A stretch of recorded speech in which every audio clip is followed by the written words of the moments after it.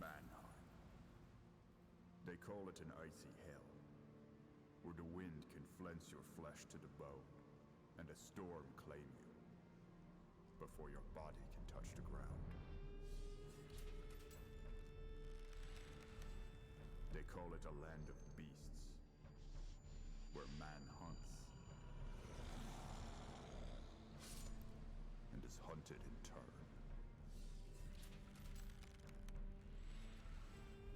They call it a womb of monsters, where savagery and might alone ensure dominance. Yet the name remains Manheim.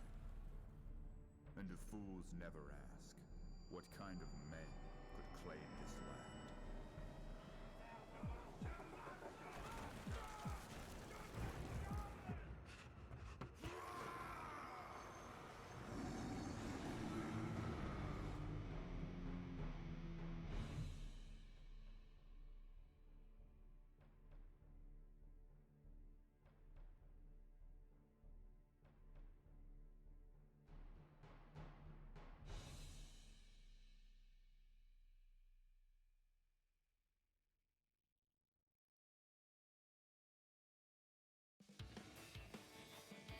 Hey everybody, welcome to the stream.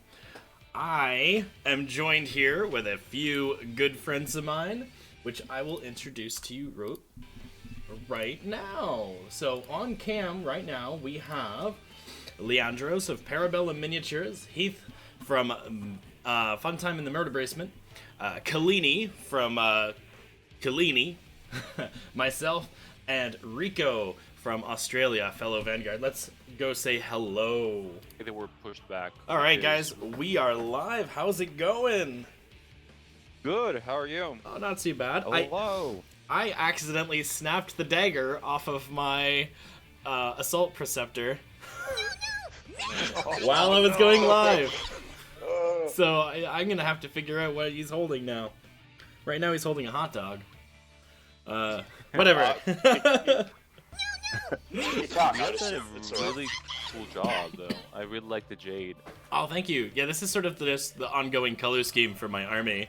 Like, I'm trying to base it off of this guy, the High Clone Executor. But yeah, so I've just sort of got this fun, sort of like almost metallic sheened jade armor compilation going, and it's been really fun to sort of just have fun and experiment and just do what I feel like. It doesn't seem to be like a set way of painting them anyways. Which is nice. It's just, you know, it gives you the... I mean, it's a fantasy game at the end of the day. Like, you're always supposed to be painting your army, you know, whatever it is you like. But the thing is, especially with the spires, you can really go nuts, because their whole concept is they create, you know, they bioengineer their soldiers, so why do they just need to be boned? For example, I was thinking up of a color scheme that I wanted to do like Rorschach patterns, but with black glossy carapace and yellow spots. Yeah. Nice. That sounds amazing. And the fun thing about the spires is because of how the spires actually work and gather materials, you can sort of headcanon that depending on what materials are actually more abundant in the area the spires are closest to, might be what the armor or gear or even their flesh is sort of made out of. That's right. And now that you're saying that, like going a little off topic, but because you said like what kind of material is there, we released this new short story. I don't know, which is essentially it was a post, like a lore spotlight, and there were two. One was like about a scholar that he delved within a hold. Is actually there is some why I'm bringing this up is because we have been going forth a little bit with lore Hmm. lately. So I'm about. Let me just put a couple. I can send some links. Anyways, there were two stories. Oh shoot! One One was second. about. I forgot. 1 second. So I have it set so if you haven't been in the chat for at least an hour or two, you can't link. I'll just permit you really quick. I'll just copy it. Doop-a-doop-a-doo. There we go. So there's that, and there's the other one. There is the other story. One is about a scholar that goes into to a Gom Keep, and there's a it's a little tongue-in-cheek at the end. But the other one is about the Nords starting to make up camp outside of one of the holds. And then if you've read the other short stories, they make a mention in a very specific piece of a very specific artifact. Okay. Right, and that a character, the Gom character is looking for. That is from the Tempered. And so what I was thinking is that I wanted to start painting up some spires because there's a spire near Mannheim where the Nords are. Okay. So I was thinking I wanted to start like doing a spire that are very pale, but I wanted to find out like the deep sea insectoids. They kind of do it like this, like almost like frosty like thing. So that I'm really trying to work it out how I would do it, and fit it like make a little spire for us to fit that story. So that's what I'm trying to work on. That sounds like it would be amazing. I'd almost want to see like, I guess you wouldn't really see like coral formations, but like maybe like I know that there is a guy in one of the Facebook groups who's doing like a deep ocean themed spires army. And what he's been doing is he's been doing a lot of like coral and like crustacean style shell kind of patterns. Oh yeah, I saw that. That was really cool. Yeah, it's really interesting, and it kind of I really like that kind of stuff because it reminds me that like what I'm doing here with this jade. Although it's like very vibrant for something I normally paint really gloomy dark. I mean, the Jarl here is probably closer to my actual paint style. It's very very dark, very like saturated, gloomy, pseudo realistic, and this is what I normally paint like. So I'm really having fun with things like this. Just vibrant pink and. Wait, why did it delete again? I literally made you a mod. That's fine. But so I just want to do a shout out to you. Thank you a lot for hosting this, and thank you for having us on. Oh, not a problem, man. It's my pleasure. And having us Vanguards, having me, Heath, Rico, and Kalini with us. Now, if I could only find out how to get that little overlay thingy on the stream so everyone can see who's talking at this time. That's, for the reference, the voice you were just hearing is Leandros, who's the community manager from Bellum Miniatures. The Australian is Rico. Me and Kalini are the normal sounding ones. And the other guy lives in a murder basement. It's terrifying down here. Oh man, I'm also in a basement, but mine's less of a murder basement and more of a I just ate poutine basement. I need to clear off this table and get making my hold. Oh man, but I've been having so much fun painting these spires. When I saw them at Adepticon last year, I like fell in love with these things. Like I spent a lot of time hanging out with my friends over at Creature Caster, and I think it was pretty unanimous that we just all kind of we looked over and they were like, "Hey, wait, these look great." But yeah, no, it was really good, and I'm glad I'm just as happy to be here and do this as you are that I'm doing this. So don't worry about that. Hey, we have more Vanguards in the chat. Oh, nice. Ooh, 1 second. Miles. What's up, fellow soldiers? Hey, Vetty. Yeah, Vetty is another. He's not a Vanguard, but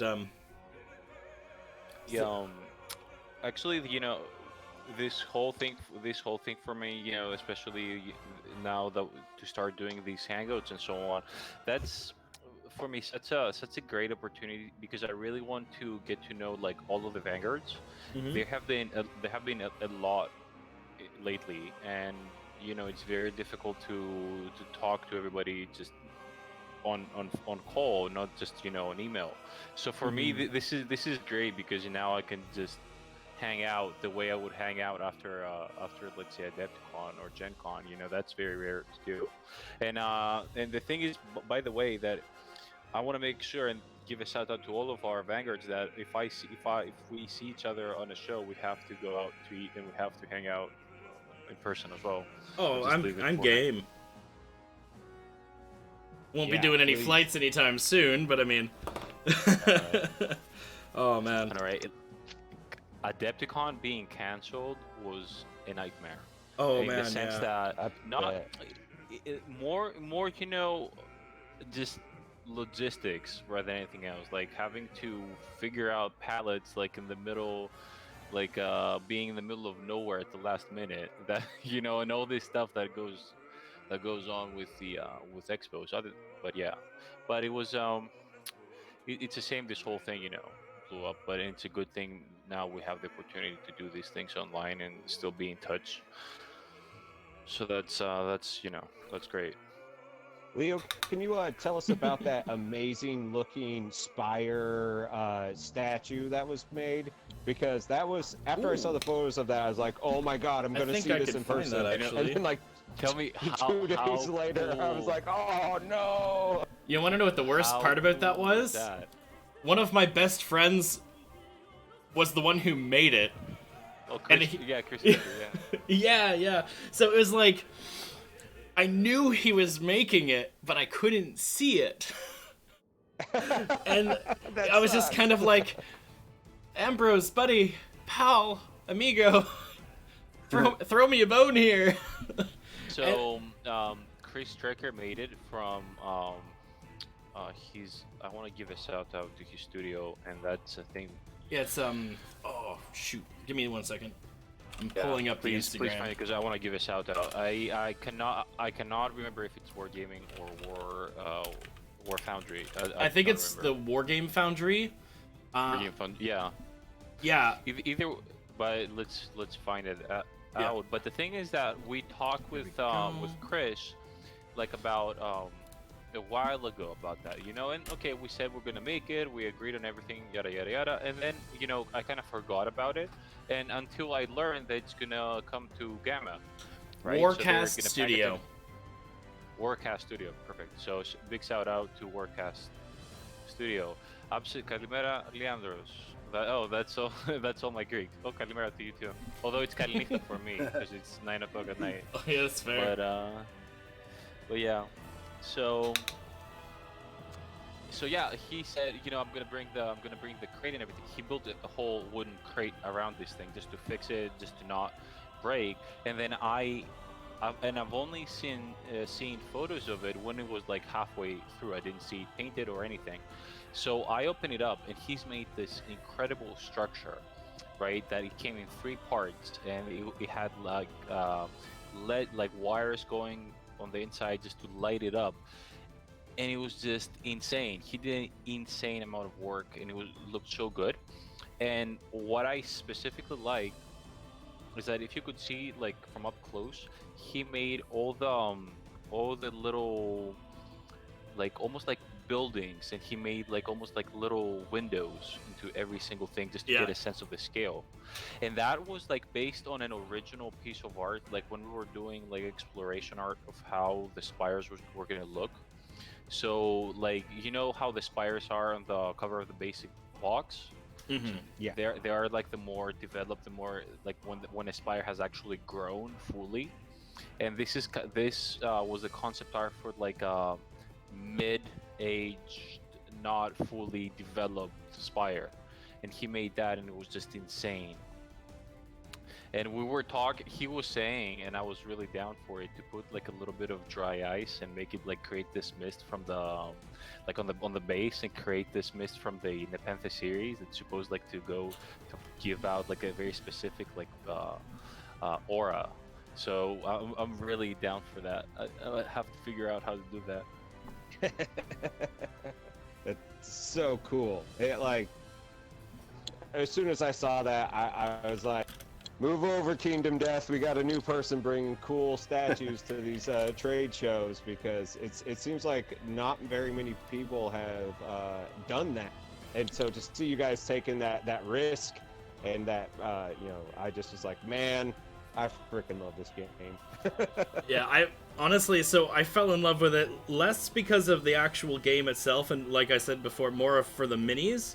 But it's like, the more I get into it, the more I want to play, and then the more I want to make, which means I want to play more. Like, and it just it's this vicious cycle. Like, I didn't have this table built 4 weeks ago. I built this table so I could play games of Conquest during this outbreak. It's been an interesting adventure. But like, there's, now that I've seen sneak peeks of some of the models, is like models that I didn't know I had an interest in the manual, because there was like no real photos or anything. I'm looking at like the Avatara and the Centaura, the Centaur Avatara specifically, are just like these brutal looking things that I need my hands on so much. So, do you want a little bit more of a teaser? Have Oh, you yes. seen, Yes. you know, this iconic Spires artwork that it's like the guy from the director is sitting, and it has these two bodyguards left and right, and like everything is made out of bodies. Going back to conversation we had just before stream, talking about like, imagine like seeing artists like doing this artwork, so you can only imagine what kind of references they've been using like for this, like. Yeah. But yeah, so the guys that are sitting to the left and right of this guy, they could resemble incarnate sentinels. Oh, nice. So yeah, the thing is with the Spires is that the further up we go in elite status, like quote unquote, for the regiments. Yeah, the closer to crazier the lineage of the originals. The crazier the design is. Like the Lineage Highborn the miniature is ready, and it will be out. It actually was gonna be out a lot earlier, but this whole thing broke out. Yeah. So this is an insane miniature. Like I've been saying this again and again, but with the Lineage Highborn, you really start getting an idea of what how different the sub factions are aesthetically as well, but still belonging to the same army, if that makes sense. And that's something we want to do, because eventually we want to be able to give it, the chance for someone to play sub factions themes, like to play under Spires or Directorate or whatever, and be able to make a full-on list that looks as that looks the part. So that's important. Like, that sounds great. Yeah, it's just to give it a little bit of cohesion. But yeah, the closer you get to the actual Spires, the more the extravagant the design is, I think. Well, I'm looking forward to that. I think out of all the lore I've read most of the Spires than anyone. Hey Inks, how's it going? Oh, and before I continue with this sentence, Heath, obviously, thank you for the follow, but thank you as well, Fred Frog 1234 and Triska. That's a hard one. I did Caphobia. Wow, mouthful. Anyways, carry on.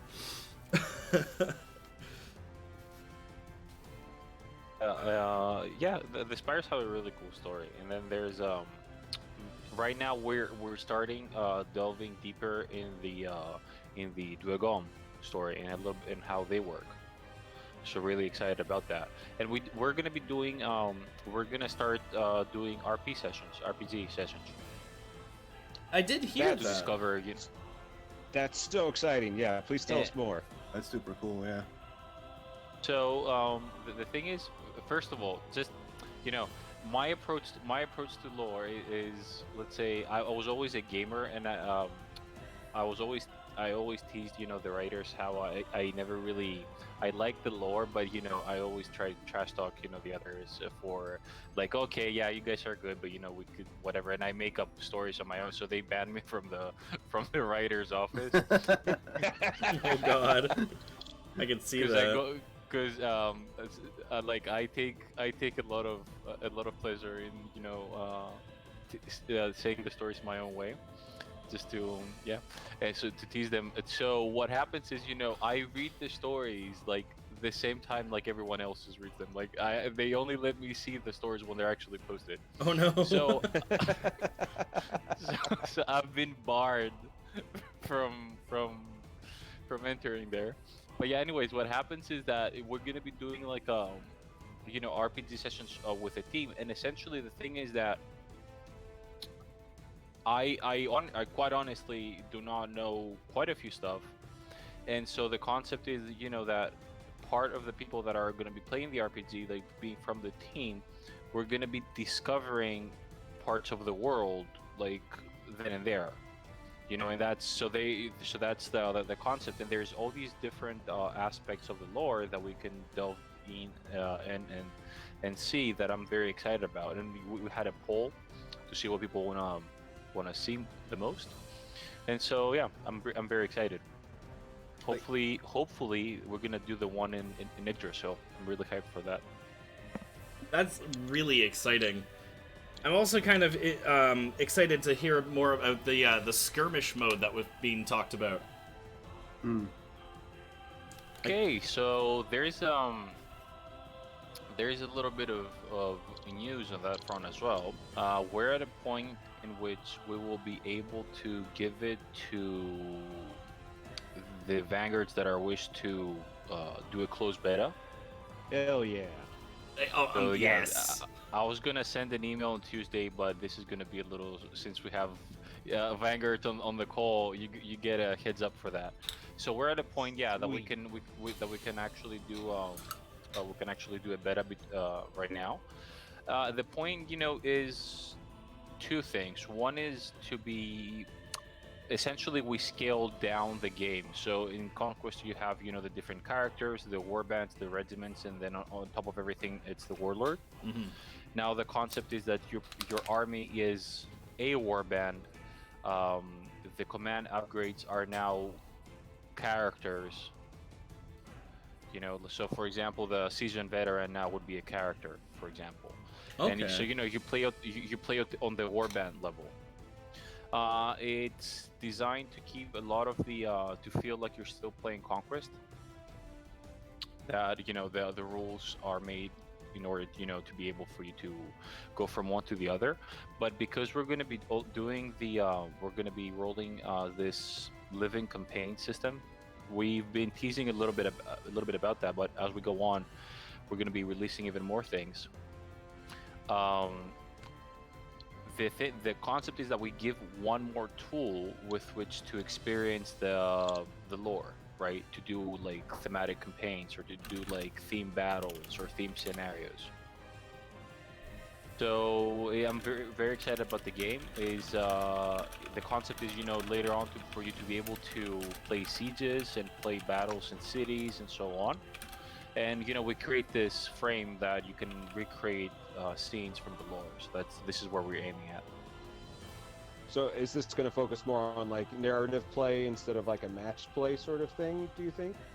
You can always, it's made with gamers in mind, so you can play match style, right? Definitely. But one extra reason that I'm saying that we're making it is so you can also tie it into narrative play.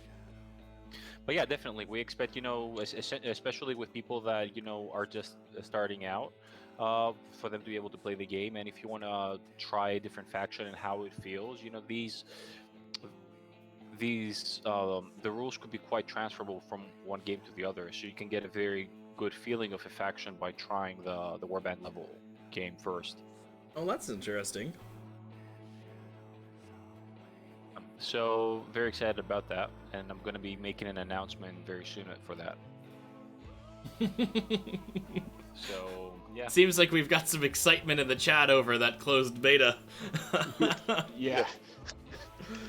Go on, dude. Oh, yeah, that's me. Yeah.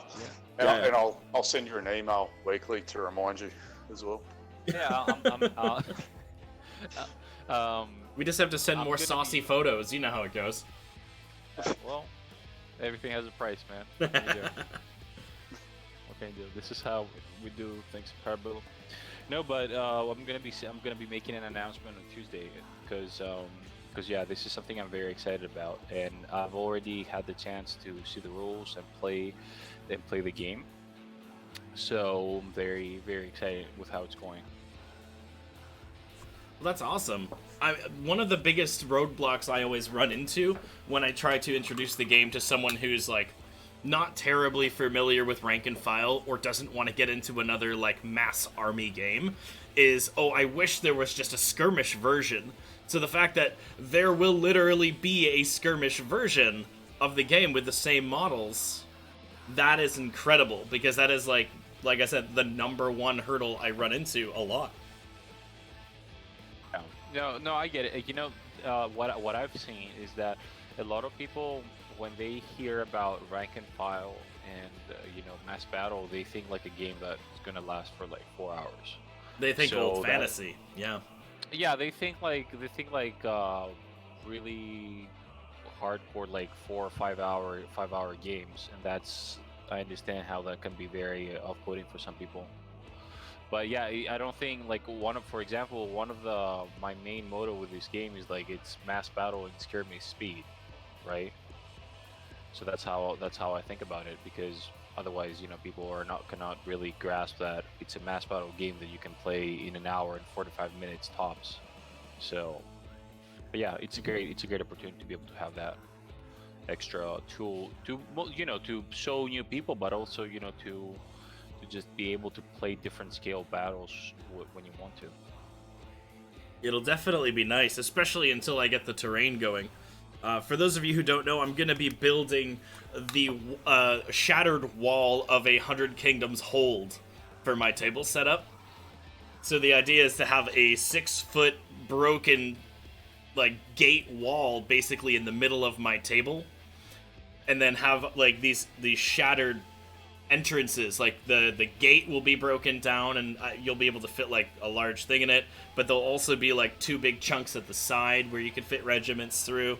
It's just gonna be amazing, but it'll be nice because that's gonna take me like a year to make, and until that time comes, now I can play slightly smaller games. Yeah, that sounds amazing.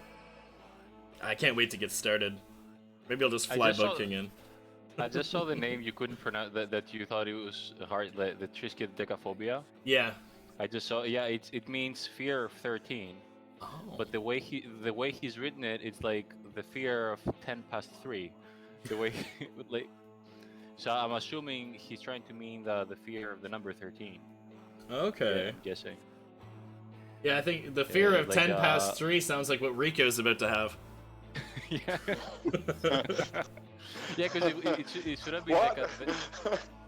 it should have been decatriophobia, but yeah, triskaideka is when we say that it's 10 past 3. So that's That's interesting, though. Oh, man. Rico was asking me a question just before our stream. That he was asking me about a release schedule, because he had a question about what is going to be coming up next. Okay. And the order with which things are going to be coming. So Rico, to answer your question, so essentially, first of all, right now we have obviously the Thanes, the Dragon Slayers that we've been teasing a lot. We have the Ogre, Steel Shaper came out, Salmon, and then after that we have the Avatara that is coming out with the Thanes and Dragon Slayers. We have the Lineage Highborn coming up soon. So this is the character, that unlocks, the big nasty things for the spires. We have Huskarls. We've teased I them need before. some We house have- girls there, man. They're Need 'em. pretty beefy. I love the models. Then we have wargs. Essentially, it's the wolf pack regiment for the Nords. And these are Okay. pretty cool as well. And also we have the Household Guard and Gilded Legion. So these are I'm pretty excited about that. We have the Drill Master that is also ready and about to be made. So these we're looking all these things. I would say, the original plan was to release them soon, but now for me it's very hard with the whole Corona thing. It's very hard to say exactly when. That's why people have been asking us to come up with a release schedule before that. And when we were getting to the point to have the concrete one, the whole thing blew up. And so right now it's really hard for me to be able to tell you that this is coming then. And that's But understandable. these are all the new things. Like after that, what I could tell you, we have on the pipeline, we have the Maids Hunter, the Maids Hunters, which is going to be a dual kit. We are having some light cav for the 100 Kingdoms. We have the Flame Fords for the Dragon that are coming up. So plenty of stuff to wait for. I'm still waiting on my giant gun lizard. That's what I'm waiting on. Yeah. When's that coming out? So the thing with this is that the reason it was pushed back is because we wanted to do as many plastic kits as possible. But the thing is, because that thing was so massive, it took production time from other kits. So it was always a choice between should we make more. Like if, for example, we would have to choose to make one for the 100 Kingdoms, one kit for the 100 Kingdoms, and one kit for the Spires.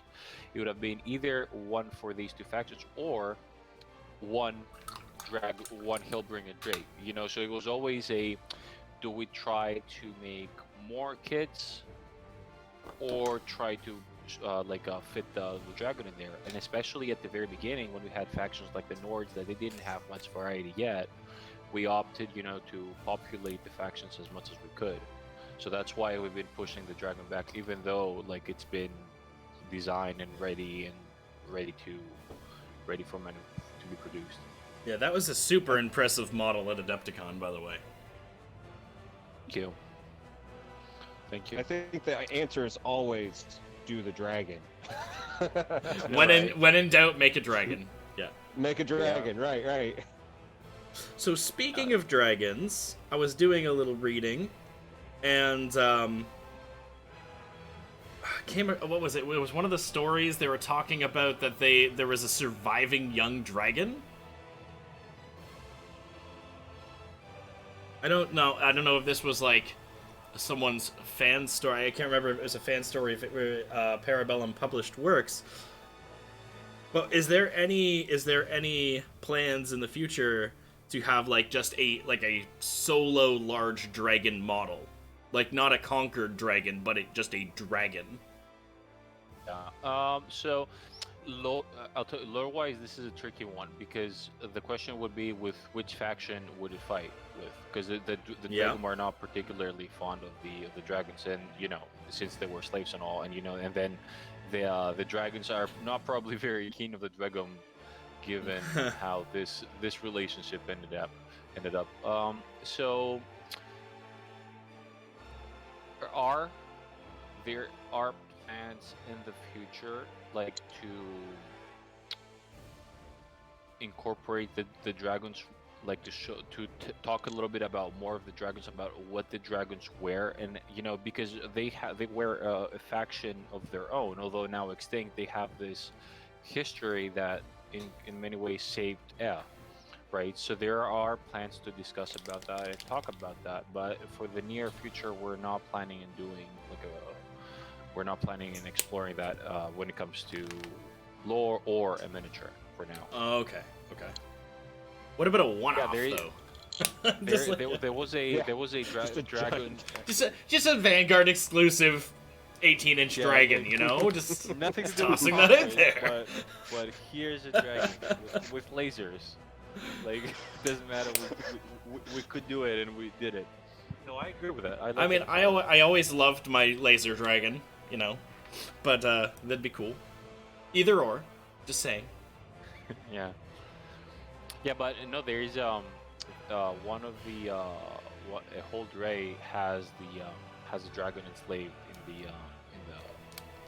in its hold, and Ooh. he's like one of the hold rays that literally punched the dragon in the eye to make it bleed, and washed in the tears. Like Dragon are hardcore. They don't care. You can see in the iconic Dragon art that on the back there is this eye that is like that has hooks and it's chained so he cannot blink, so it sees the fall of its race. Oh wow. That's Dragon are messed not. up. They're not That's nice. yeah, that's pretty hardcore. And I think Hey, a pretty. lot of people get that. They're like, oh, they're dwarves, and like, what do you mean it has like a chain dragon and makes it look what it kills its kin? Like, what do you mean there were dwarfs as well? But that the story was like the faction was the dwarfs.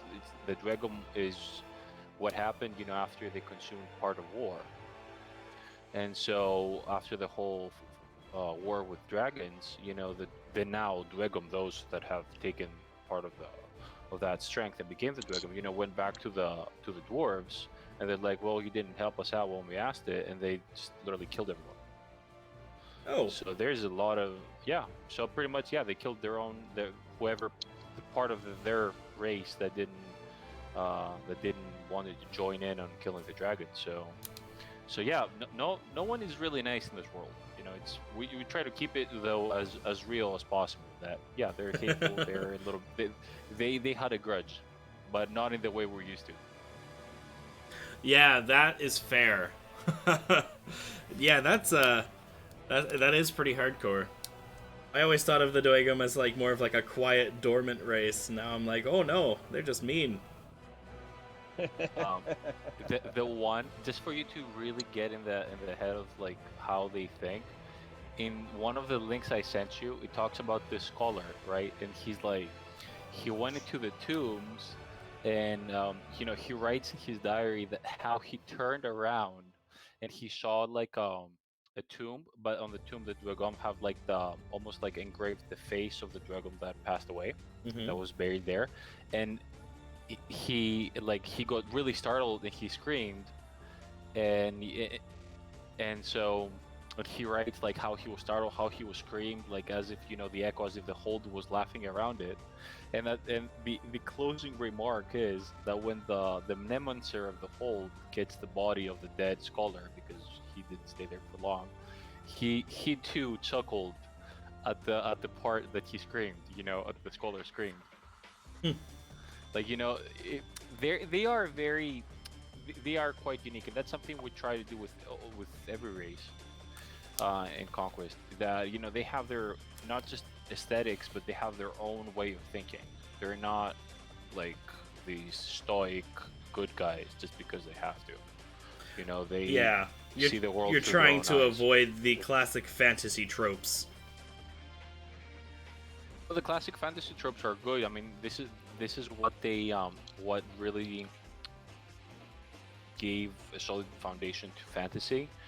But sometimes, the tropes have to work within the world you've created, right? Like, you wouldn't expect a whole faction that was under slavery of these mighty creatures, and suddenly they realize that if they are violent enough, they can break any sort of chains and save the world to their view. Why would they stop after they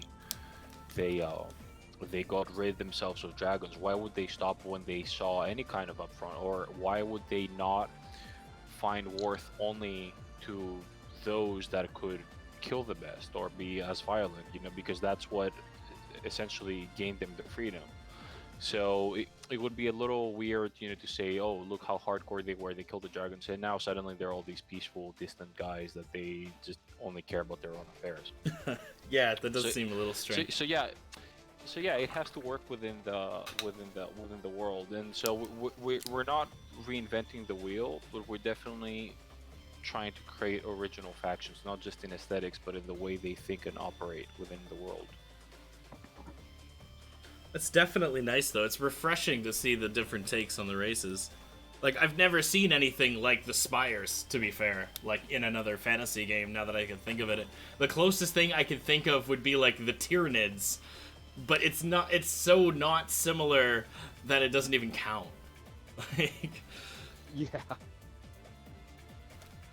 it's like if the Tyranids were royalty and from space, just wanted to crash the party. Well, Like I for mean, us, like- this. Oh, go ahead. Sorry. Well, like what I love about the character of like the Spires is not that they aren't filled with hubris.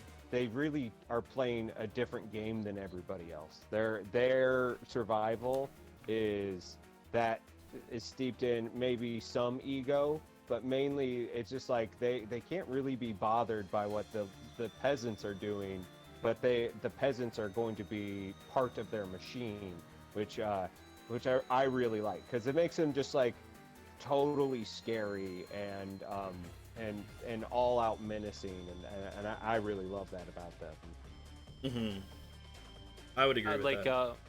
on the lore, like they are these creatures. Let's say, I don't know how to describe it, that literally have lived more than some entire cultures in a right. So for them, like, to be really caring about a kingdom of men, like, for them, they're like, do we get our job done? If so, yes, then whatever. Or they cannot see, for example, they create drones that essentially are living creatures, but they don't care to see them perish and just recycle them, because mortality has lost all its meaning for them. If they have lived for so long that it really stopped making sense to them. And one of the something that really kind of shows how bad the guys at the bottom of the food chain have it. In the Nepenthe, there's this battle scene that it's like, drones. What they do with drones is that they give them some like a basic survival instinct, just so that they don't have to exert all this force to control every single move that they do. And so what it does is that there's this man at arms that is fighting with the foreground drones, and it really injured it, and one leg is like chopped at the knee. And at that point, a Ferromancer gives the command for them to push on and attack. And so you see, it describes the drone with this terrified look on its face, everything in its head saying it to flee, but this overwhelming command calls it to attack. So it's terrifying. It's terrified while at the same time attacking, and like can barely move with its limbs, like without its limbs, but it still has to try because of how the Ferromancer makes it so. So it's like there's some really dark fantasy going on there. Yeah, that's definitely a little cryptic. Yeah, that's like the drone is like terrifying. He wants to go, but it's like he has no choice. It's like compelled by this pheromone that Ferromancer is excreting. But yeah, like this is the kind of lore that really sold me in the world, because they're not just watering down. It's just the lore is the way it is. Some people don't like it. Because it gets really gruesome. But I get it. But I like having a fantasy world being real. Like when I think of monsters and alien races and so on, I don't see them being very nice. So I like to see the Spires like acting the way I would expect them to. Have Yeah, you no doubt. listened to much Neil deGrasse Tyson? I have a little bit. He talks about if we were to run into an alien race, anybody that would be capable of faster than light travel to end up in our solar system, the amount of intelligence jump that would take would be that of us looking down at ants. And so they wouldn't even look at us as a threat at all, because we can't even comprehend the amount of intelligence that it takes to do that. And when I hear people say things like that, I'm immediately like super romantic about the idea of space and aliens. and then truly terrified about how little we actually can comprehend when it comes to things of like the fourth dimension and how this all works. And when you apply that sort of mentality to something like the Spires, and you're just like, oh my god, oh my god, Yeah, I'm seeing they're some on a familiar total different pangs there. level. Right?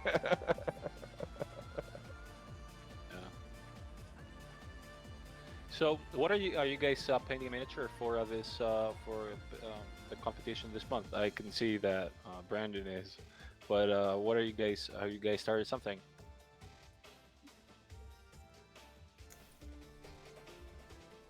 That's you guys. Yeah. I'm working on So- mine. I got the easy answer here. I'm zoned out watching you work on yours. Imperial Officer, which I'm not painting while people are talking, plus watching a Twitch, because it'll end up, I might as well give it to my 7-year-old daughter to have a crack at it. I'm sure my 7-year-old, well, my 5-year-old daughter would love a Conquest mini to paint, but she gets the Reaper minis. I'm asked about if there is any more info about the Dino Orcs. Oh, the Dino Orcs, yes, I saw that. Yes. A little bit. I will say a few things about the story. Can we give the Orcs the 18-inch dragon? I mean, that'd be okay, right? I'll tell you what happens is that the Wadrun are created in part by the Spires. It's quite a thing that really backfired. And so what happened is that it's not that they're dinosaur riding, but it's that they found home where a spire was destroyed, and when a spire is destroyed, it just unleashes all the biomass in the ground, so it creates this oasis out of nowhere. And the thing is that along with that, escapes every kind of fauna and flora that the spires would ever create and store for experiments and whatnot. And suddenly you have like a tropical, like really dangerous oasis in the middle of nowhere, like with its own complement of like a wild array of animals and of whatever size and scale. And so you can expect, imagine, so when it comes to the dinosaurs, I would think of them as imagining a dinosaur designed by a spire, like, just for you to understand, like, the concept of what is the aesthetics going on. So it's not like just like an orc on a triceratops that you would think, but it's the Wadrun. The Wadrun themselves have a very Aztec aesthetic. And the thing about them is that they're fully sentient, they're very intelligent, but the thing is, because they're a very young race and they were literally just thrown into existence, they're at the point in which they have to figure out their own place in the world, and they're at the point that they will be Spire Dinos, damn. And they're at the point in which they have to create their own culture and their own way of being, if that makes sense. So you see someone being very intelligent starting from zero when it comes to culture, when it comes to everything, and that's pretty much what we expect to see the story. And I think it's a very interesting take to see, a faction having to go through that rather than being an already pre-established faction in the lore. So that's something I'm really excited to see about. That's definitely cool. That's a little bit more. Yeah, that's a little bit more about the Wadrun. So when in doubt, guys, blame the Spires. They probably screwed it up. Well, aren't the Spires responsible for the Nords as well, or at least part of the Nords? Like Yggdrasil is a abandoned spire, which I want to know more of that lore too. So yeah, the thing with the Spires is that when they came to from their world, and we say aliens, but they're not aliens in the high sci-fi, sense of the world. You almost think of a different plane, if that makes sense. Mm-hmm. So the thing is that their first move, the first thing that they did is that they're in the new world, and somehow they have to establish a foothold, and they have this mentality of bioengineering soldiers. So instead of wasting resources, because everything there in the Spire's head is very corporate, very resource oriented, is the first thing they think about is like, why would we create something from the very beginning when we can just very simply invest in manipulating the local fauna and flora, if that makes any sense, right? Which was the humans at some point, the easiest one to come by. The Dwegum were not that that very cooperative. But the thing is, with the humans, they found them too free of will, if that makes sense, too easy, to follow and pursue their own ambitions rather than follow the rule of the Spire. Who would have thought? Right. So what happened is that part of the you're gonna see many Nord figures that they have these like inserts, these like things that it's for. It looks like something. It's about. I don't know the word how to describe that. Imagine like the thing that in the Matrix they had behind their necks, sort of thing. Oh, like the jack kind of things. Yeah. So imagine one of those, and you're gonna find some really beastly Nord kings and characters. And the reason being that they were some of the ones. Oh, implants. Thank you, gray armor. And they were some of the first ones to be experimented on, and obviously they used this newfound strength to do their own thing. But some other ones, for example, like the Ugur and so on, they turned into these beasts, as they weren't good hosts for whatever the Spires were trying to do. So yeah, that was another experiment of the Spires that really didn't go as planned. And without that meaning that the giants and other creatures, are made of Spires. Some things are already there. And so yeah, the Spires, have some effect in the world around them. I mean, that's what they like messing with things, and it shows throughout the world of Al. I love it. I love it. It sounds awesome. There's just so much good. There's so much good for the Spires to go around and just destroy. It's like throwing random stuff in the toaster oven to see what happens.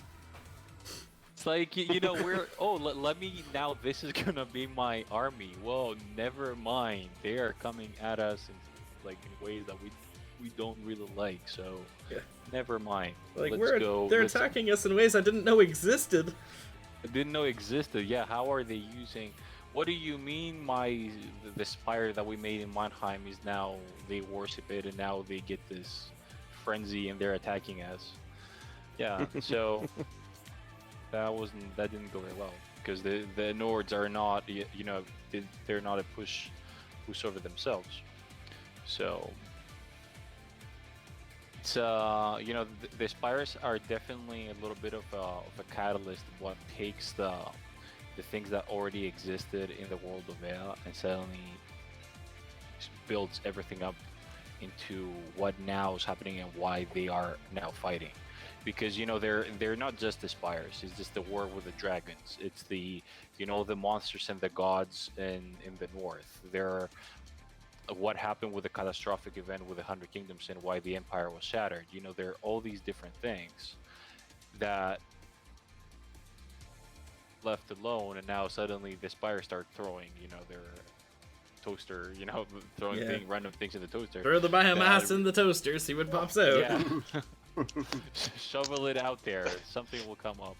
Yeah, well, war. I hear their wedding. I hear their wedding present's a meat grinder. Oh no. I hope that's not how they make the kids. Yeah, You're doing really great on the Preceptor. I really like the staff. You should leave it there, because then I'm gonna lose my seasoned veteran. But I need to do all the non-metallic metal on the charms. Oh, dude, that's how I lose. Yeah, well, I gotta finish the belt first, so you got that long to wait. Oh. You need to do a space? I can always rig the contest. That's fine. That's true. You basically get to hit the button. You know a guy. Oh, yeah, I never he win is at a guy. At any paint. I never win at any paint competitions. Damn it! I will do it now. I don't care what it takes. I will take photos with all the prizes. I'm like, yes, I deserve it. Oh no. Yeah. Just painted in 100 Kingdoms Horseman. Apparently that works really well. Yeah. You know, it's about the Colors of Conquest. Conquest is a contest that it's a lot about, you know, finding like seeing people's original ideas, you know, with color schemes and representing the kingdoms, and it's all about, you know, the fresh ideas that you put in there. We try to make it not as much about like strictly technical painting, because you know there are a lot of great ideas and a lot of great things that can be found by painters. Like I saw this guy that he made like this household knight galloping in shallow waters, and he made like the whole base like shallow waters, which was a great idea. You know, I loved it.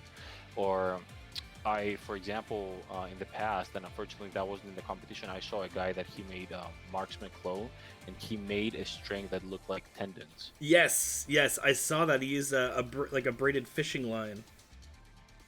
But I've seen another one that was tendon, an actual like painted like as like glossy and red as if it was like an actual tendon. Oh, That's I crazy. haven't seen that So- one. Alright. A while ago, and I was like, what are people coming up out there? And I'm surprised we have this Russian guy that I've been seeing in the first argumentative a while ago, that he didn't even post like for the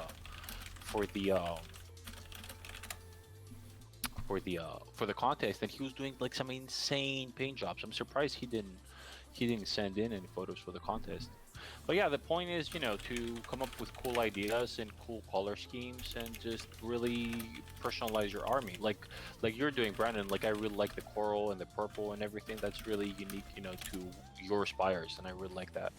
Oh, well, thank you. I'm just having fun with it, honestly. But it'll be nice to see a whole army done like this. Well, maybe not to this quality. I'm not doing 80 force-grown clones with non-metallic metal charms. Yeah, no, you would go crazy. I think I'd die. Oh, Yeah, then it's I all still about got the airbrush at that I got point. two. Oh, I wish I could airbrush this. I still got 2 boxes of vanguards to do up, so I could even so I could use my executor how I wanted Don't it. sell yourself short. I think you can do it. You'll be right. Yeah, I'll see you next Adepticon with half my army.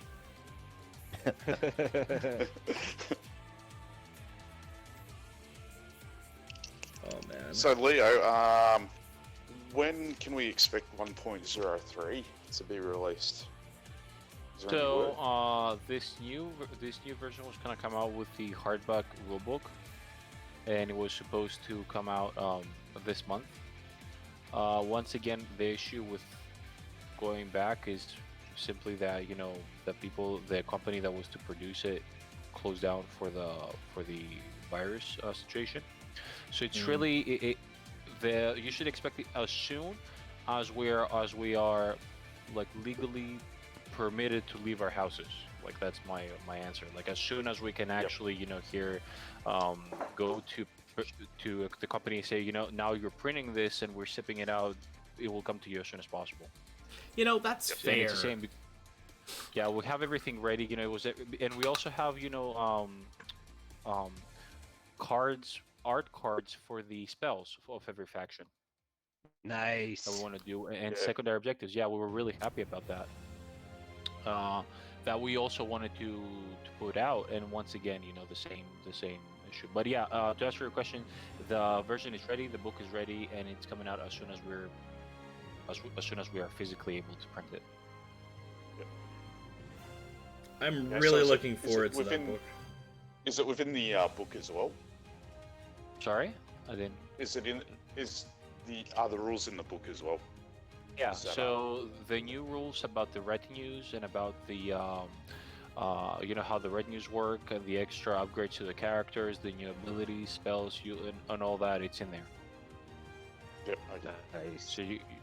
So you'll be able to find everything in there. The concept, the biggest change is that we are doing something that we wanted to do from the very beginning, and that is to really personalize your characters in terms of what they bring in, their retinue, to really make it stand out and make it look good. Because a lot of people have been doing some great work with making unique character stands and so on, and that is an addition that gives a lot of depth in how you create your army, and also makes it look a lot better. And and opens the way eventually, instead of one officer, your character now to be a cadre of like 4 officers, let's say. This isn't in the rules right now, but it opens up it gives us room to do a lot of things like that. So yeah, I think the biggest change you will find there is is how the characters, what the characters get. And of course, the ones that do not have a retinue, now they will be able to have additional items and abilities to really personalize the character. So there's a lot of cool stuff in there. And for me, one of the greatest things is that how much Seer lore and art it's in the new book. So I'm very excited about that, because there's a lot of new lore and a lot of new art. See, that excites me almost as much as the new rules. Getting more art. Like, the original rulebook was neat because of the art in it, but getting full hardcover versions, like, with nice paper and on bigger sheets, like, that's gonna be so nice. And new art. Yeah. Yeah, Absolutely agree. people have been asking. And the other thing people have been asking, and we really want to do, is let's say print out the short stories, like Nepenthe, the 3 parts, and have them printed out. So that's something we're looking forward to as well. Yeah, that'll be nice, definitely. Yeah, Aaron's on board with me. It's the new art he's excited for. I love art. I love anything I could draw a reference from. I want to see some more of that, like, space art where it has war and balance and all of that. I want to see some more of the, like, primordial art pop up. Yeah, I really love that. Yeah, you mean when the original shards and the original elements. Yeah. I know which ones you're talking about. Thank you, Aaron. Yeah, He says, Aaron, I love the conquest style of art. Thank you. It's it's very dark, low fantasy.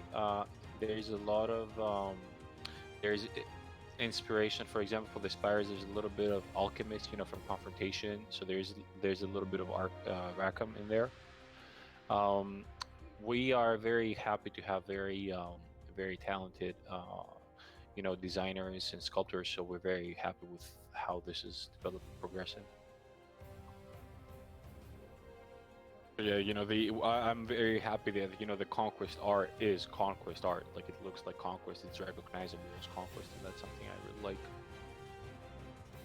Yeah, it's definitely got its own unique style, which is nice. It reminds me, like, not the art itself, but this, like, going back to the spires, the whole concept of the spires. Has anyone ever seen Vampire Hunter D Bloodlust? It's an old, old anime movie. They always reminded me of sort of the civilization of vampires off the Earth. The concept of that, how, like, the entire movie and the story of Vampire Hunter D is always on Earth. It's always about this vampire who's like a half-breed, and he goes and hunts other vampires. However, in Vampire Hunter D Bloodlust, near the end of the movie, you find that, like, the whole purpose of this one guy's runaway is that he wants to rejoin this basically, like, cosmic advanced civilization in the stars. And they always gave me that sort of vibe, that sort of, like, ancient civilization of humanity that just sort of went, like, and took off. But like, in reverse, it's like, because Spires, like, sort of crash landed and then everything exploded. But, like, but it always sort of gave me the same vibe, that sort of, like, hierarchy, that, even that sort of holier than thou attitude, like, going into the whole, like, how they don't even look at humans as, like, a race. They look at them as, like, like sub food for their food and materials. Well, I'll tell you what, if the spires left their world and came to a, it means that there is something that drove them off their world. And it means that if spires are scary, it means something that it means there are scarier things. And then that means that the scary, the spires they want to go back and reclaim, but what if the scarier thing follows up to finish what it started, kind of thing. I always wondered about the So- whole explosion of the gates kind of thing. Isn't it? So that's definitely something that, you know, it's the way we try to approach this is that we want to discover and unravel these stories as we move forward with the lore, if that makes sense. So we slowly discovering what happened, through the eyes of those who experienced it. At this point, are the first humans in the Dwegon, mostly, and the races then. But we're gonna be seeing a lot of cool lore, for sure. That's really exciting. So I would definitely anything that has to do with the whole, I've been just referring to it as the Cataclysm, basically. With the whole Spire's homeworld, I would love to know more about that. Not that I want to give sympathy to the Spires at this point or anything, just saying. Well, I mean, it very well could be like how America was made. We all say it was religious prosecution that made our country, but I'm 99% sure that we were asked to leave, or things were going to get very bad for us there. So I imagine that they're sort of, the Spires were sort of a similar sort of happening. Like, if you don't go, we're going to eat you alive. Well, you never know. Until we do. Until we do. Until we do. I mucked up my non-metallic metal. Gotta fix it. Oh, really cool. Yeah. I'm really having troubles with my non-metallic. Yeah, it's I have to learn how to do it properly. It takes a lot. My biggest problem is with blending. I'm really trying to work on that. So one of the tricks that I've found, and that the way I was taught non-metallic metal by a friend of mine named Pirate Monkey Painting. So when you're blending non-metallic metals, don't blend. You want to use opaque colors and sort of position them where you think they would be. I haven't actually blended anything. I've just used pure opaque colors. There's no glazing or anything. I've just put on solid colors in that pattern, and it just sort of, that's what makes that eye pop effect happen. Oh, okay, I see. Yeah, because Playing with the contrast is like the one that I always find I put too much mid-tone when it probably needs to be like dark and then almost pure white to make it really reflective looking, and it takes me like 10 tries to get to that point where I'm like, oh yeah, this. It does take a lot of practice, and I mean, I'm not a master of it by any means. I've basically just been messing around with it, but I have a lot of fun and trying to develop like my own sort of style of the metal. Because I like simplifying things. Like I'm not a fancy painter by any means. I've never entered any painting competitions, and I don't claim to be the best painter. I try to take things as I learn them, and I look at things, and I try to simplify them as much as possible. Same. So I found if I take a photo under light and get that photo, change it to black and white or sepia, you can see where the natural light's reflecting. Mm-hmm. I've seen a lot of really well blended sort of airbrushed miniatures to create a non-metallic metal, but the light isn't looking right. So even though it's really well painted, it just doesn't look right, if that makes sense. So by changing the photo to black and white, you can see where the highlights need to be to speed up your process. You just have that reference photo there. Yeah, they call that like the value cam, where you can see like even like not even talking about light and dark, even like just stuff like opacity and like color value. Like you could really, if you switch it to black and white, you can see a lot of differences like in the contrasts just from color value. Even if two colors are roughly the same brightness, they might not be the same value, and it might offset it, which is nice. Or not, depending on the situation. Oh man, my thumb Recently- is getting neat. I'm really trying to work on my black armor because I'm doing, I'm trying to do a full-on 100 Kingdoms army that it's based on the Steel Legion model. So I'm doing, the Steel Legion. I'm doing the household. I'm putting the halberds onto the Steel Legion and trying, to make it like a kingdom that is very elite and very loyal to the old empire, and now to the throne, because that the concept is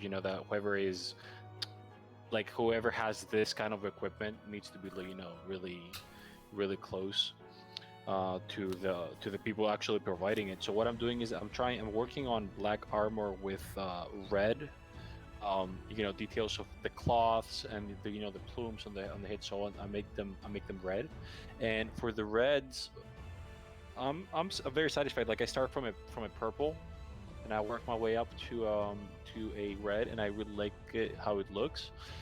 But I'm trying now to figure out like a good way to do black armor, and I think my season veteran that I'm gonna post for the competition is the best I've made it so far.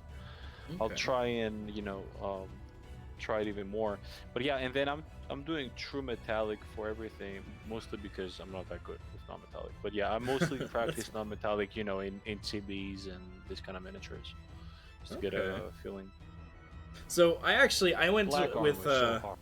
yeah, I went with true metallics on my Nords, just because I find that I always do a better paint job on on a dank type model, like something that's darker and more rich.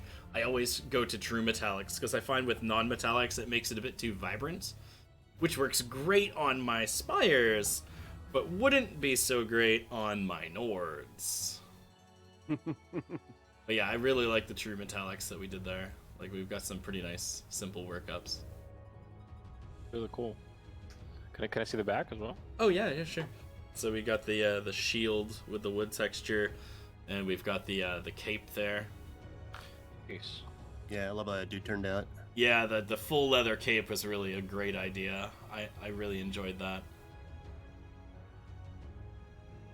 Yeah, it's awesome. I'm gonna be right now, right next on my workbench is a blooded. So, and I made a custom base that he's like sitting on a rock, like this huge rock, and I'm really hyped to paint that. But I want to paint I've painted one Jarl before, but I wanna try a new color scheme with that. So I'm gonna be going back to it.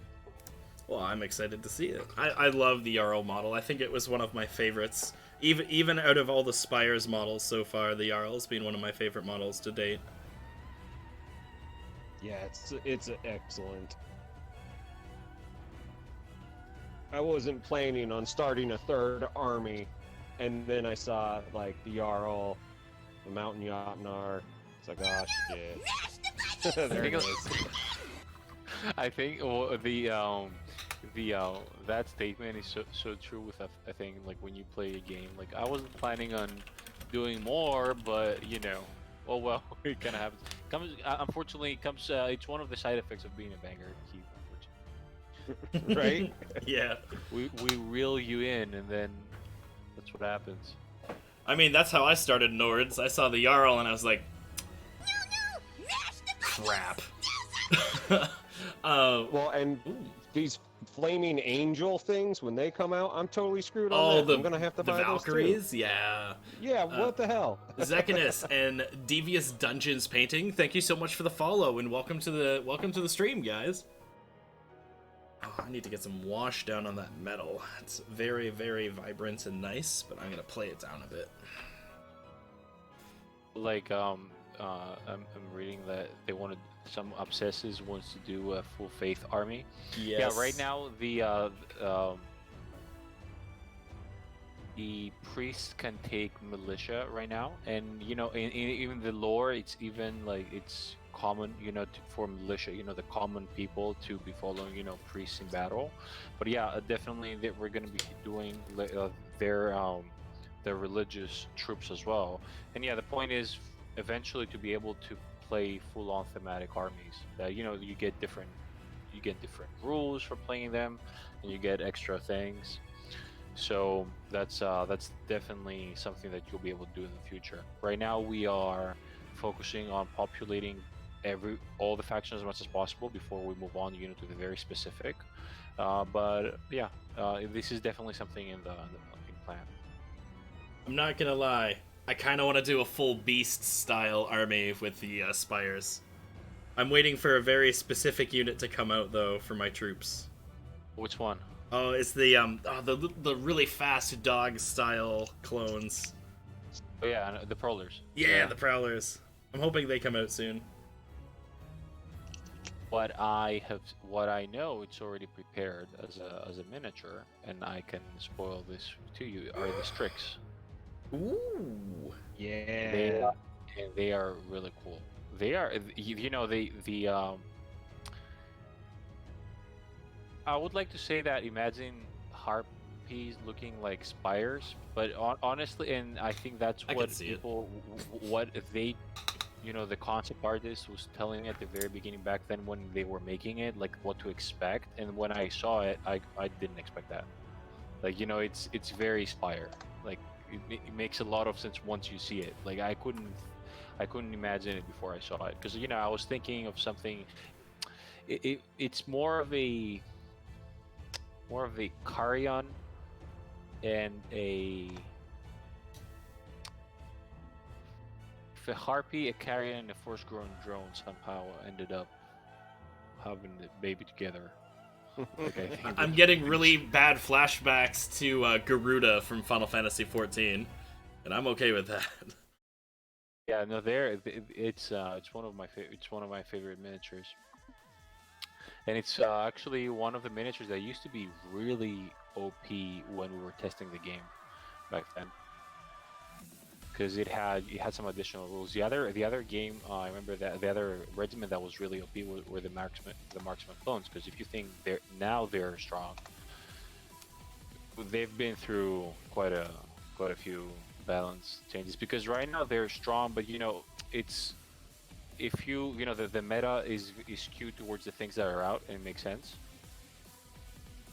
Like in the scheme of things, like the marksman clones are at a good place. But there was a point that they used to have, exploding ones.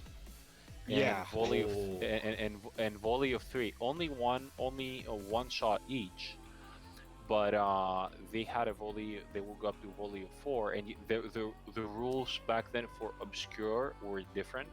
So they were firing like 12 shots full on down range, and with exploding exploding ones, and they were somewhat cheaper, so they were really tearing things apart.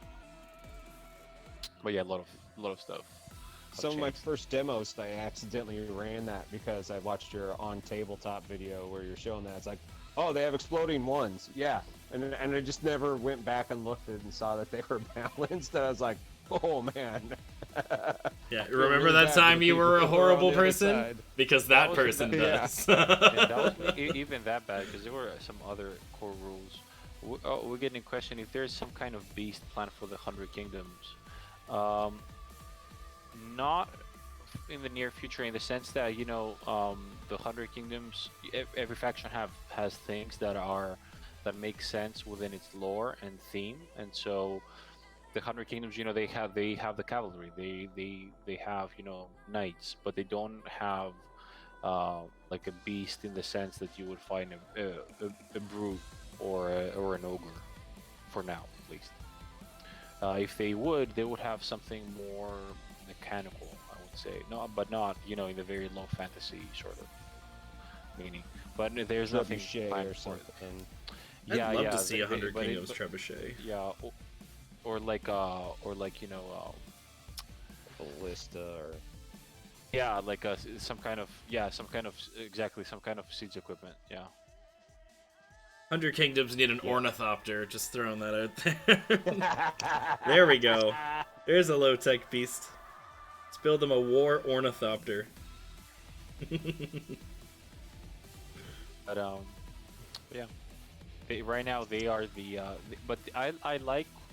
I also what I like with the Hunter Humans. I like how they're, humans, and yet they can take on these monsters and so on. They can take them on in a way that seems realistic. It's not because there's this insanely massive, super powerful artifact that help them. It's because they have the right weapon at the right time. They learn to fight whatever comes at them. So I like this aspect of the human faction in Conquest.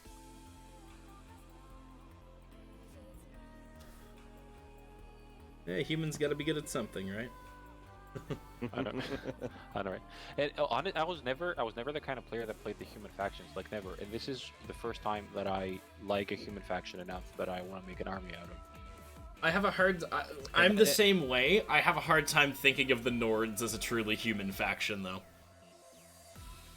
Fair point. I can see why. It's a little right now. It's a little hard as well because, like, you see the Jodnar and the Ogre and so on. I think when the Wolfsarks and the Huskarls and the other regiments come out, I think it will be more human. But it's always the mixed faction. It's always like it's aesthetics. It's how everything works well together. And they're not a purely human faction, no. Actually getting a lot of work done on this little guy today. That's nice. Want to get this thing entered before the end of the month. I need it done. Still have the arms to do. Everyone's like, oh, it looks almost done. You're doing great. I'm just like, yeah, except for this box right here. With all this arms that aren't snapped off. Oh man, I don't know if I should like just make him a new dagger or cut the dagger off or make him a new sword or something, like a scratch build.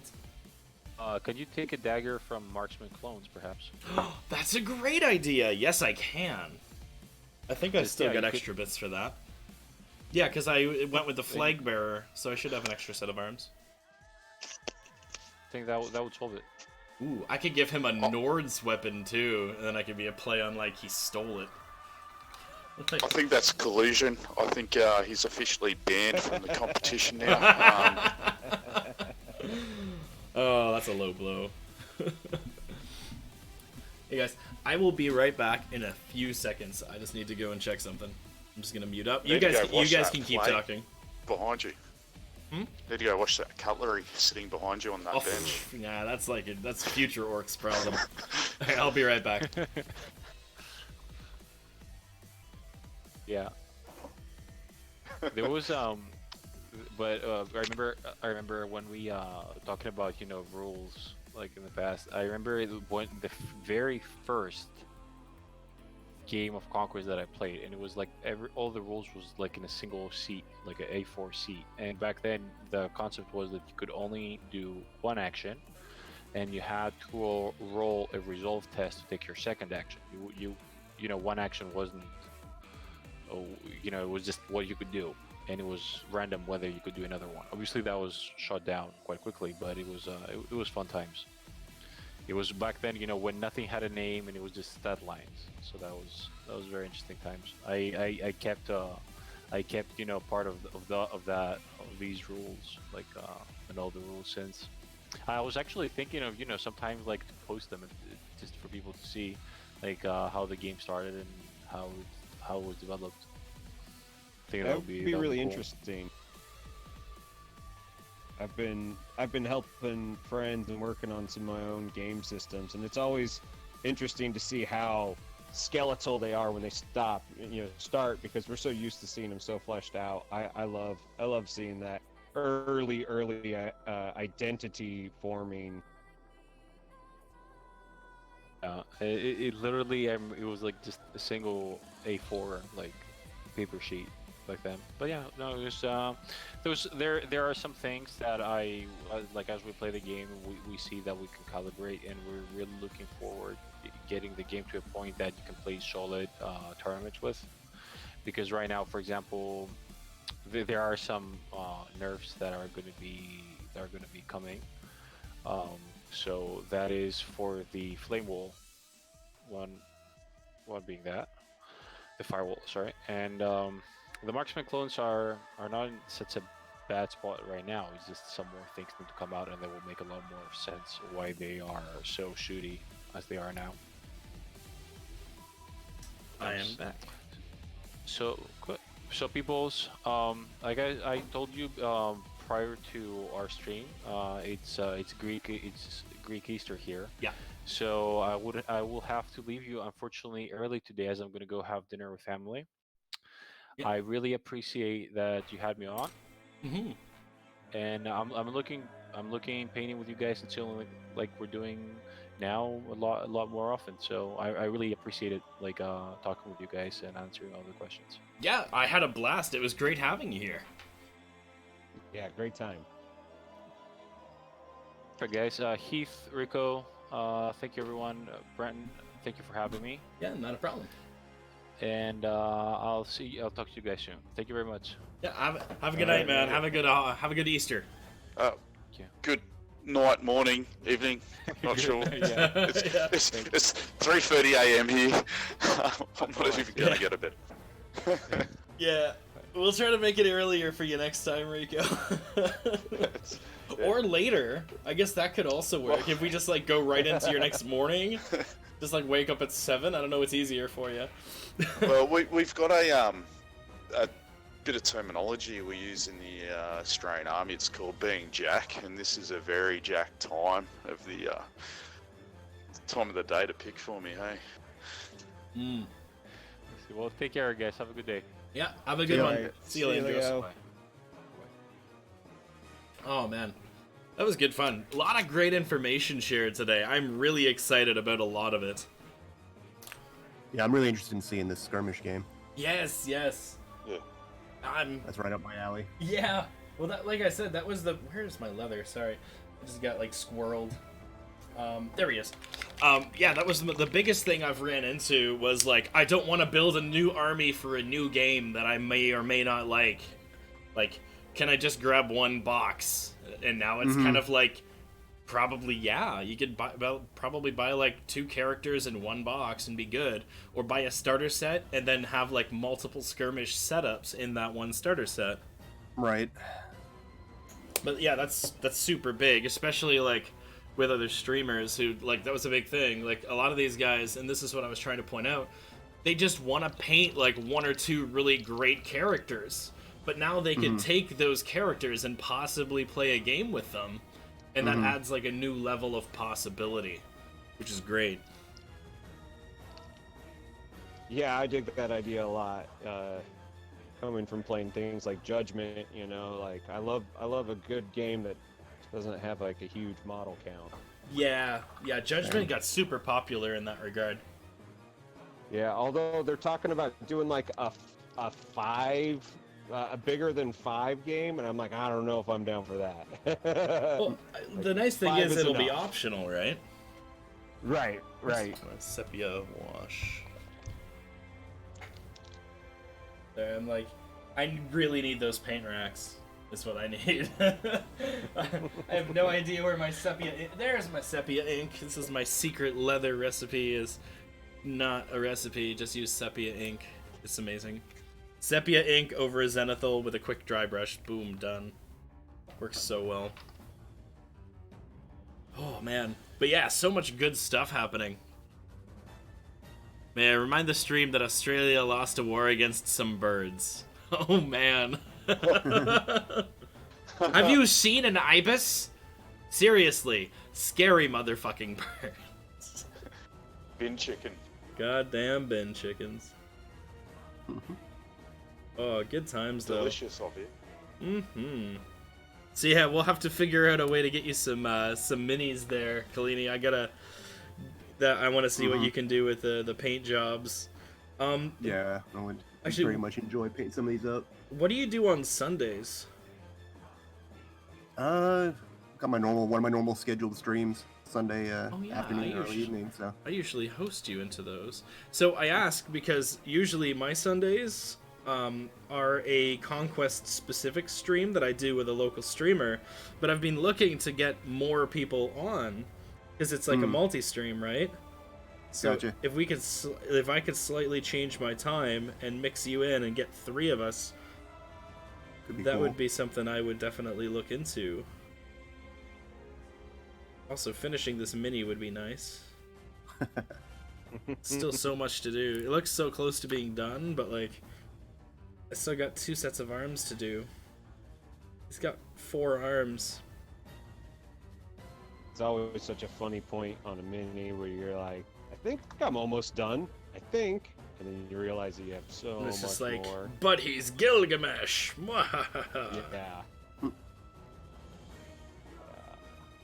Good. Taking this time to times. finish up some Steel Legion because I got sick and haven't done hardly anything. So I've had like 24 models on my bench since I started filming a couple videos, and I'm like, man, I have to get these done. I have to get this off of here. Mm-hmm. Yeah, those have been going good for you. I've noticed you've got some really great names on those videos now.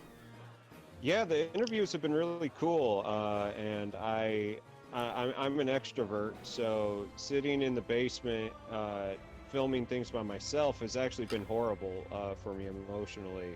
So when I realized that and just started focusing on interviewing people, I am like thrilled, having so much fun right now. I can't even begin to describe it. Mm-hmm.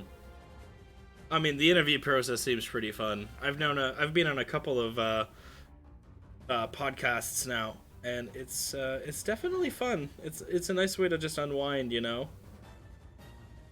Yeah, well, especially if there's not like an agenda. Like I did one Yeah. with the guy from like Busy Mind Collectibles about his Kickstarter, and besides like a little bit of a language barrier, you know, like we were doing it for something, and that wasn't near as fun as just like talking with painters, talking with people in the industry. Yeah.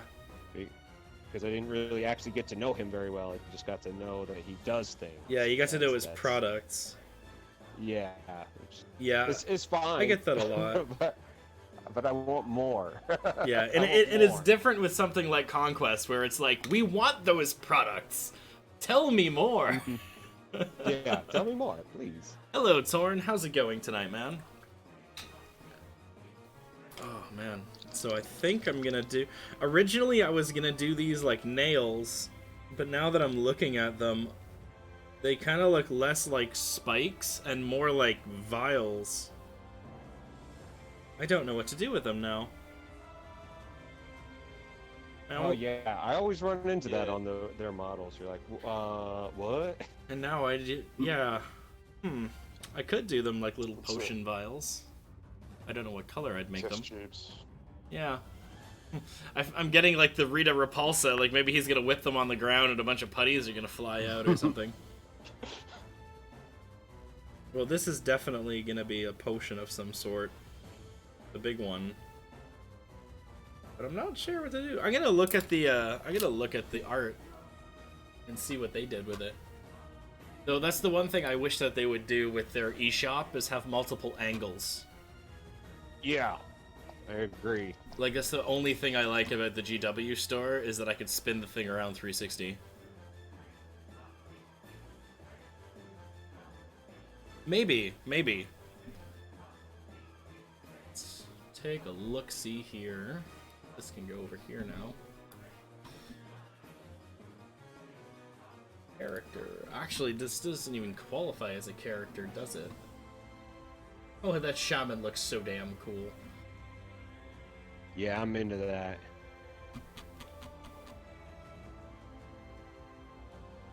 I think it actually counts as infantry. Oh, wait, no. Command. There's actually a tab for command upgrade now. That's perfect. That's a new addition.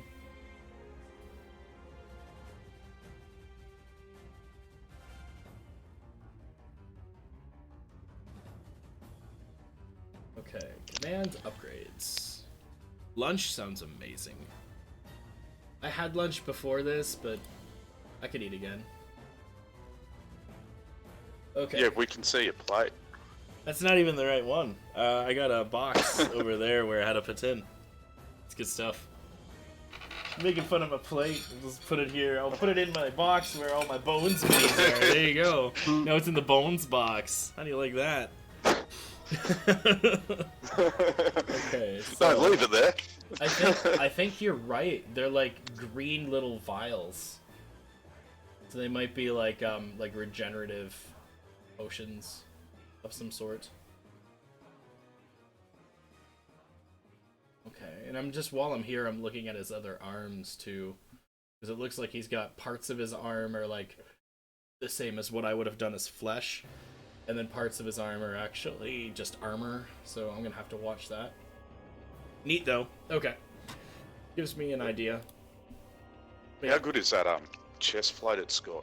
That detail's amazing. Oh, it was nice, and it's really well sculpted too. Like there's a lot of divot to work with. Yeah. Okay, so I guess I'm gonna make those some sort of potion. Now, if I was smart... Also, this looks less like a potion now and more like a leather sack. Like the big one. This is kind of oblong shape. I think I'm gonna do it as leather.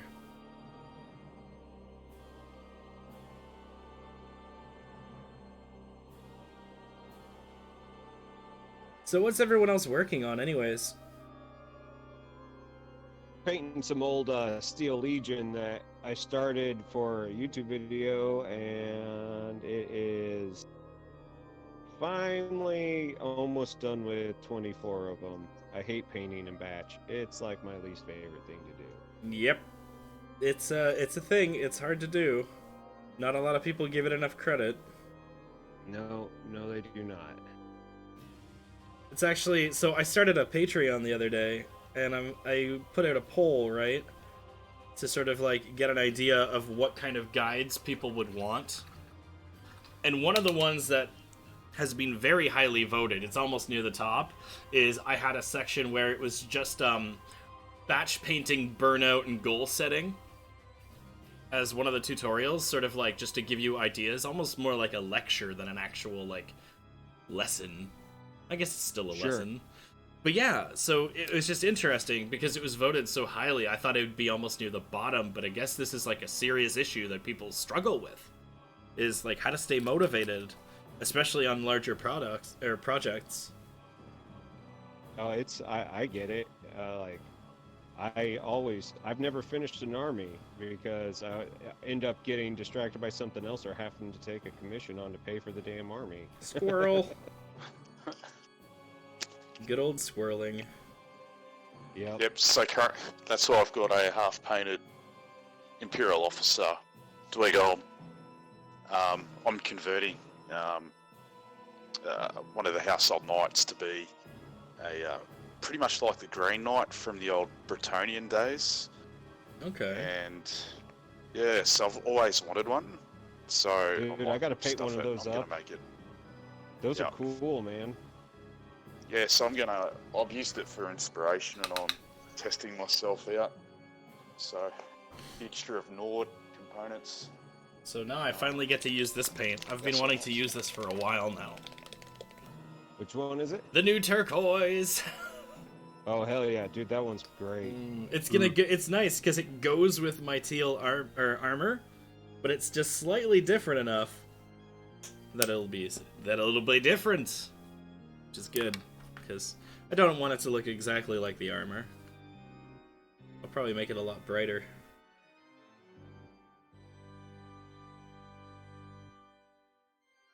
Oh yeah, this'll work.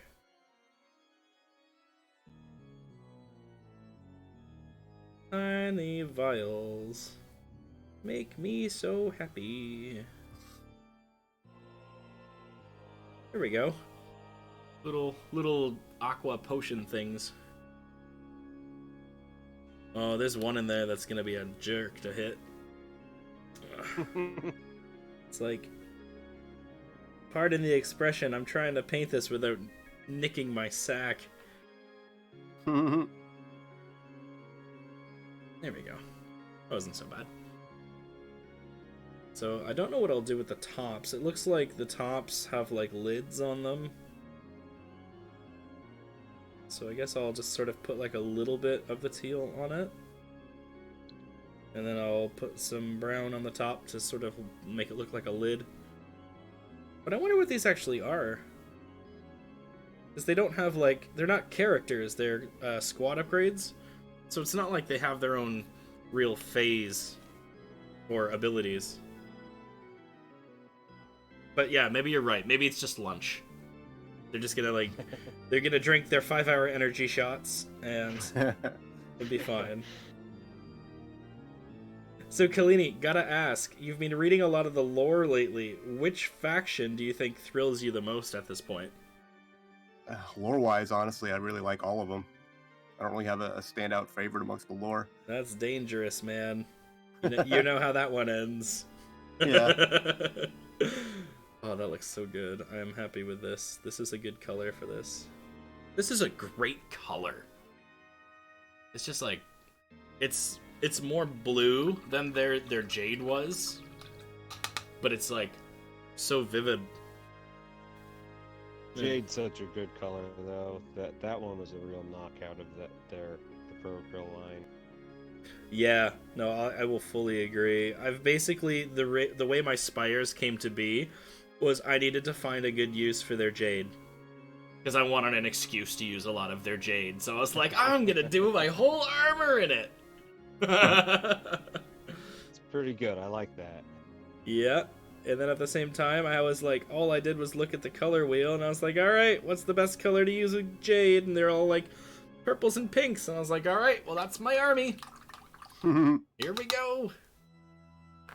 Brilliant. Absolutely brilliant. I thought it was clever. Okay, now I gotta do this tiny little string here.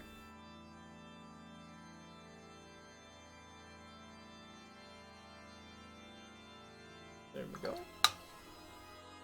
And now we will do some washing with this little black wash we've got over here.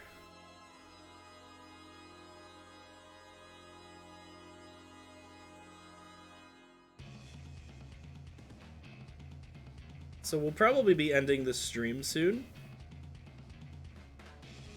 Just because, you know, conversation's over, and I don't know why, but I'm super hungry. Dude, lunch sounds great. Lunch Yeah. does sound great. I don't normally stream on weekends, so this is kind of a fun little treat for me. And Leandros was worried that we wouldn't have many viewers. We were up to like 26 viewers at one point. Nice. Nothing wrong with that. Like, oh, I'm super happy with this now. So I've basically only got to do the non-metallic metal on the charms on the weapon, and then I have to figure out what the fuck I'm doing with this dagger that snapped off the seconds before the stream started. It was literally like I broke it when I was putting the trailer video live. I went to go turn on the trailer video, and I nicked it and caught it with something, and it was just like snap. I was like, are you kidding me? Like 2 minutes before I'm going live, and I break my model. Oh, man. I tell you what, it was not fun. But I got these Norn weapons. I've got an extra command sprue, so I was wondering if there was like a dagger I could use out of this. But yeah, I think the Marksman clone dagger will probably be the best fit. Ooh, you'll be happy to know this. I did a kit bash. Well, not a kit bash, but a little customization. I gave him 2 big weapons. So he's gonna be my leader. So this axe here, this is actually I had to cut the axe off of another arm and use the horn arm and slice the horn off. But yeah, now he's like a big bad man. I'm really excited to paint him. The command plastic on these, like the white plastic, it's fun to work with. I find it's a bit more brittle in the small areas than the normal plastic for some reason, but it looks so weird until it's primed. Well, I heard that it was like it's the same plastic, but they forgot to put the dye in. Yeah, and it that's does why, seem like, to a change lot the of these properties, leggings though. are the same. Yeah, but you know, like all of the Kill Team models that came out for GW were all in colored plastic, and those were all softer. Like the getting the AdMech cloaks to be seamless was easy because the plastic just melted. Yeah, you just breathe on it heavily and it basically just melts. Melts, yeah. Yeah. It was wild. So the reason the GW plastics, the colored stuff, is softer than their normal ABS is because their colored plastics are cast in China and not in the UK. Interesting. So it's a different casting house. It's much cheaper for them. So whenever it's a plastic model like that or an easy to assemble, which is also colored plastic technically, that's the reason. It's because it's differentiating between their GW in-stock house plastics and the colored stuff. So Interesting. I just wanted to show this guy off again. I was going to show him off when Leandros was here. I'm just super happy with how this turned out. I had a couple comments saying that I should work the skin tones brighter, but I'm not sure if I want to. I'm happy with it. I gotta give him a base still, though. Good. My favorite part is when I do this, and I show him from the back. I think I did so much better. The back has so much nicer detail than the front. It was just like a whole bunch of nice, smooth plates. It's just trippy to look at. I'm totally gonna do one of those with some of that color change nail flakes that like Winter Minis did on all their Tyranids. Totally gonna do one like that, and it's just gonna be a one-off, like super gauche looking abomination. It's gonna be so bougie. It's gonna be great. Yeah, but Studio 54 to the max. Goddamn. So the reason I wanted to show this, and I wanted to show Leandros this, because he mentioned that his non-metallic metals were like really filling behind. But like I wanted to show him, like if you actually zoom in on this, it's not like blended at all. It's really opaque. It's just well placed opaque paint. It's actually really sloppy in some areas, but when you get it back to like table level, it looks awesome. Yeah, that's like the fallacy of judging your non-metallic metals versus everybody else is the fact that they have cameras and everything looks all super sweet on Instagram, but in real life they all look the same. Like, I got to see an Angel Heraldez piece while he was before it was shot in their high def camera place, and it was just like regular light, and it looks like literally anything that you and I would do. I was like, that's amazing. He's a human. Yeah, God forbid, right? But like, here's the shoulder pad, and these are the parts that I got the best compliments on, was the shoulder pads. And like, they're not clean at all. Like, it's nothing to do with being clean, but as soon as it zooms back out, it's like, boom, glossy. Yeah, it looks awesome. Looks so good. But like, this wasn't complicated or anything. Like, I'm gonna have one of my Patreon guides is probably gonna be on non-metallic metal eventually, but it's gonna be on my simplified non-metallic metal. Because normal non-metallic metal is still complicated as hell. But you can do things to make it slightly easier to understand and have more fun with it. Yeah. I'm just really excited to be doing like actual work again. Like, it feels like I was stagnating. And now I've got so much going on the go that I'm just really hyped. I'm really excited. You're doing a great job, man. Aw, thanks, man. Well, on that note, I'm going to cruise on out. I'm going to get some food in me. But let's do this again. This is a lot of fun. Oh, yeah. So I plan on doing this at least once a month. So I'm going to try to get as many people on board as I can. I'm going to try to limit it to like me, Leandros, and like 3 guests, maybe 4 every week. And we'll just sort of rotate people in as they're available. Or like if there's big projects, like you've been doing a lot of YouTube videos. So I wanted to like have you here because like I want to let people know that there's YouTube conquest content. I wanted to get the other guy too, the guy doing the tabletop simulator work, and he also does. Oh yeah, Chris. Yeah, he also does YouTube videos. So, but he wasn't free today, so that sucks. Yeah, he's a wealth of information. If you got stats that you want to run, that guy knows it.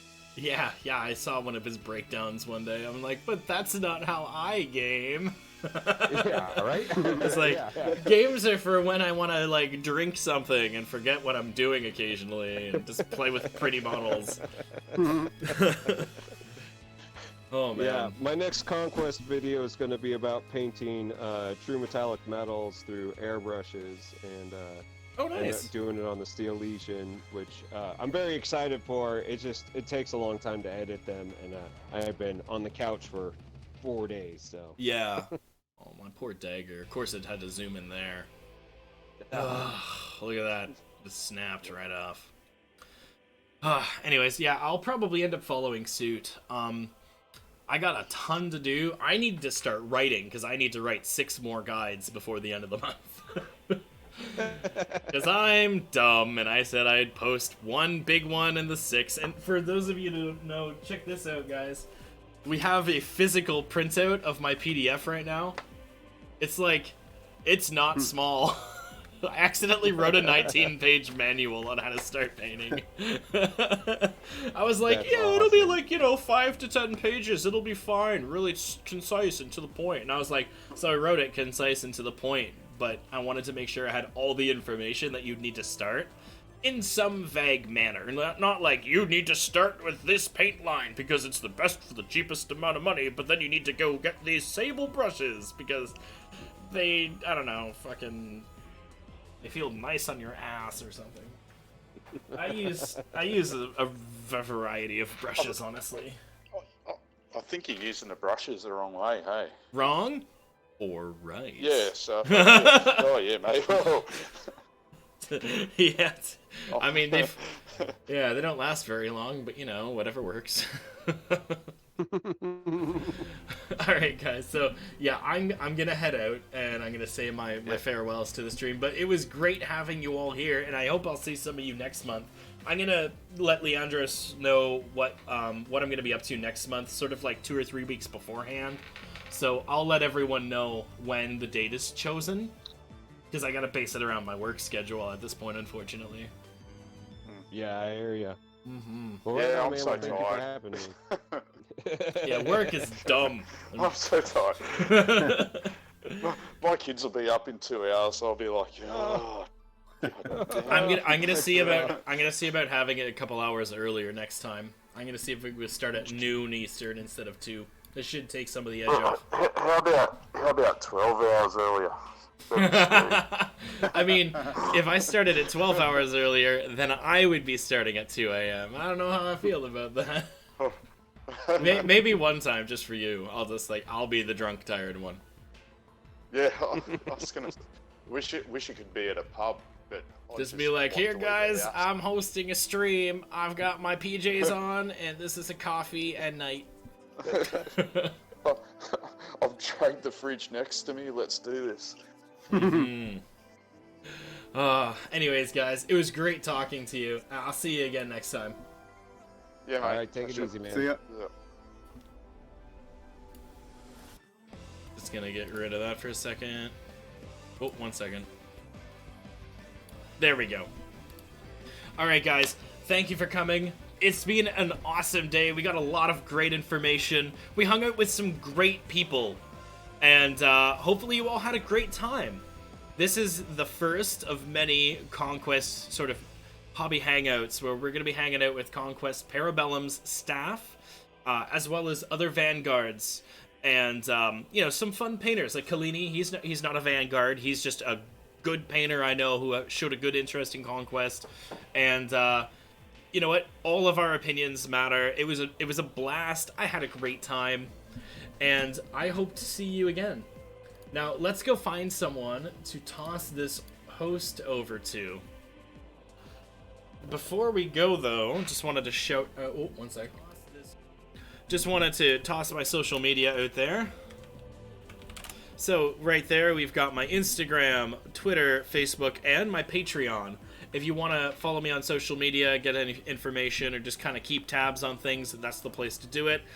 The Patreon is not fully stocked yet, but we're going to be getting it up in the next few days. But if you want to sign up, it's there. It does help support the stream financially, which is a huge thing to me. And thank you if you ever, even just looking at it, thank you for just looking at it. So we're going to take a look and see who's on. It looks like Genuine Vision is on, but he's been on for about 3.5 hours. So he's probably not going to be on for very long. Let's see who else is on.